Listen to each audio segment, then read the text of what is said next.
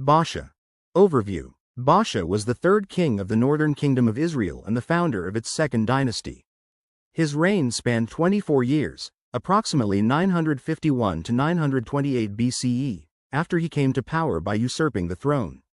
His story is found in the books of 1 Kings and 2 Chronicles, which detail his actions, his political strategies, and his spiritual failings. Despite his long reign, Baasha is remembered for his disobedience to Jehovah and his role in leading Israel into further idolatry and spiritual decay. Rise to power. Baasha was the son of Ahijah from the tribe of Issachar. His rise to power was marked by violence and ambition. During the reign of Nadab, the son of Jeroboam, Baasha conspired against the king.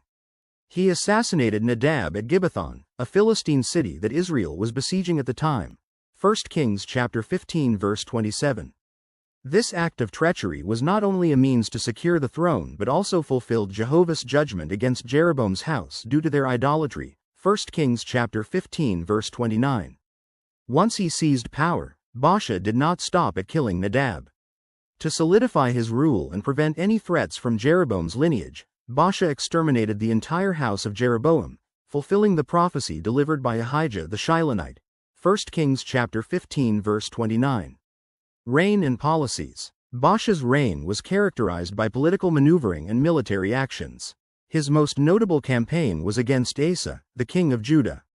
Baasha sought to prevent the people of Israel from traveling to Jerusalem for worship, likely fearing that religious unity with Judah would undermine his authority. To achieve this, Baasha fortified Ramah, a strategic city near the border of Judah, intending to cut off access between the two kingdoms. 1 Kings chapter 15 verse 17. However, his efforts were thwarted when Asa sought help from Ben-Hadad, the king of Aram, Syria. Asa bribed Ben-Hadad with treasures from the temple and the royal palace, convincing him to attack Baasha's northern territories. This forced Baasha to abandon his work on Ramah and redirect his efforts to defend his northern borders. Asa then dismantled the fortifications of Ramah and used the materials to strengthen his own cities. 1 Kings chapter 15 verses 18 to 22. Spiritual failings. Despite being an instrument in carrying out Jehovah's judgment against Jeroboam's house, Baasha did not learn from their downfall. Instead, he continued in the same sins as Jeroboam, leading Israel in idol worship and turning them away from true worship of Jehovah. For this, Jehovah sent the prophet Jehu to deliver a message of judgment against Baasha and his household. Jehovah declared that Baasha's dynasty would meet the same fate as Jeroboam's, with his lineage being utterly wiped out. 1 Kings chapter 16 verses 1 to 4. Jehovah's judgment emphasized Baasha's responsibility for his actions.